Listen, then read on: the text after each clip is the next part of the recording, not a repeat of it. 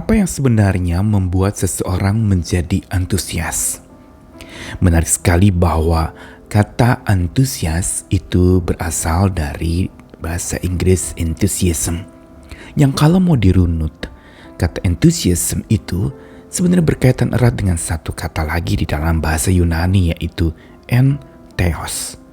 En berarti di dalam dan theos berarti Allah atau Tuhan. Yang mau menegaskan bahwa orang yang entheos atau di dalam Tuhan, dia akan senantiasa antusias.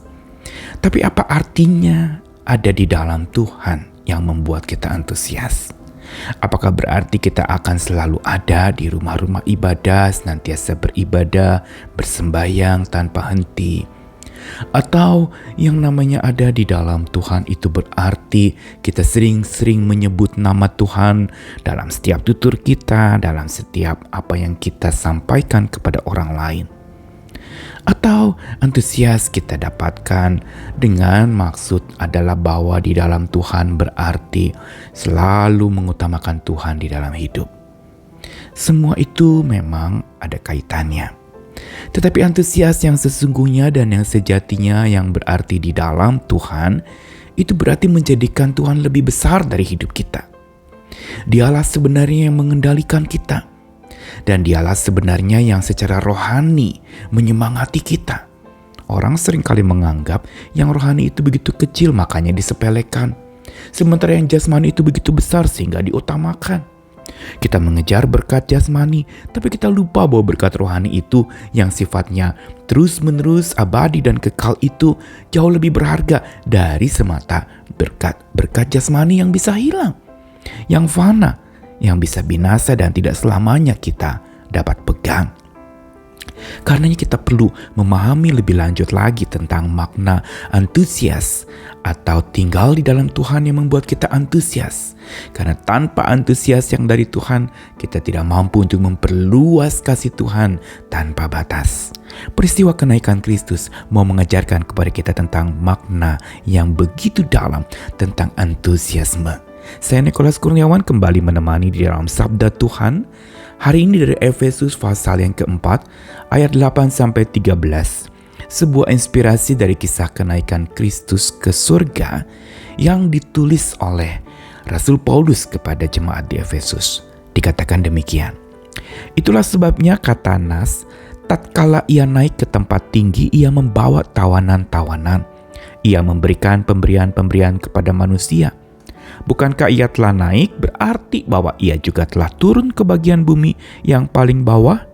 Ia yang telah turun, ia juga yang telah naik jauh lebih tinggi daripada semua langit untuk memenuhkan segala sesuatu.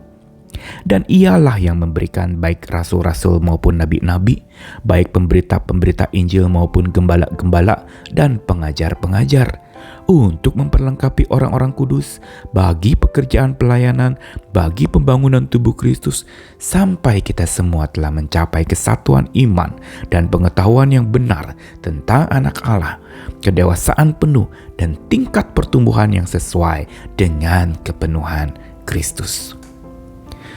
Peristiwa kenaikan Kristus ke surga tentu saja menyisakan banyak pertanyaan. Ada yang mengatakan bahwa katanya Tuhan itu maha hadir dan Kristus itu maha hadir. Tapi kenapa dia justru tinggalkan murid-muridnya?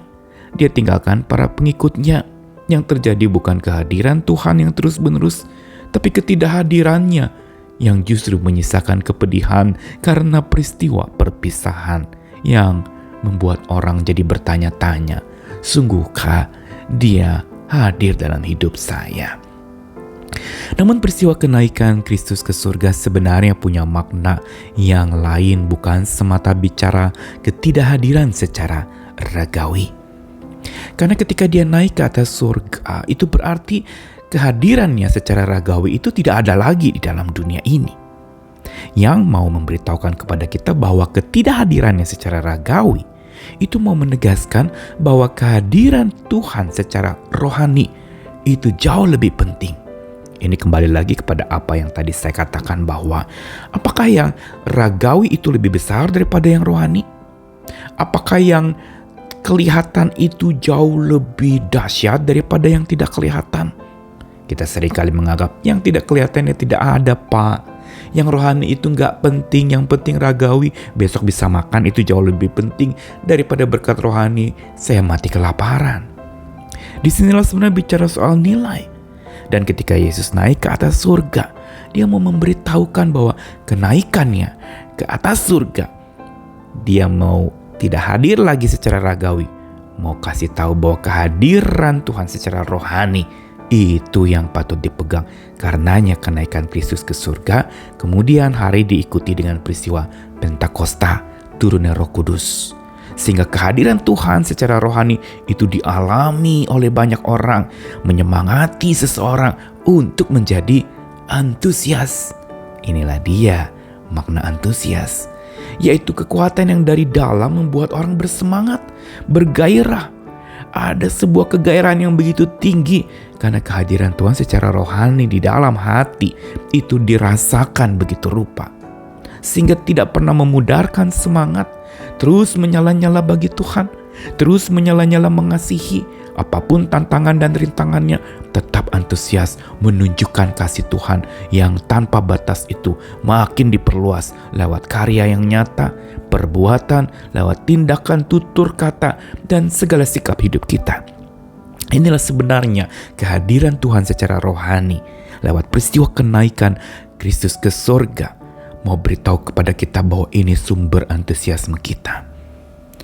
Yang kedua, kehadiran Tuhan secara rohani yang memang secara ragawi tidak, itu membawa kita bukan saja membangkitkan antusiasme, tapi juga ketangkasan di dalam memperluas kasih Tuhan. Tangkas berarti apa?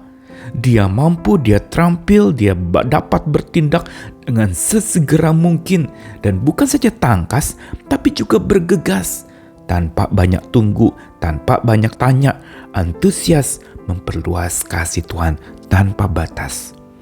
Karenanya sebenarnya peristiwa kenaikan Kristus ke surga mau beritahu kepada kita tentang inspirasi yang begitu dalam, begitu kuat tentang kuasa Tuhan yang menumbuhkan antusias itu.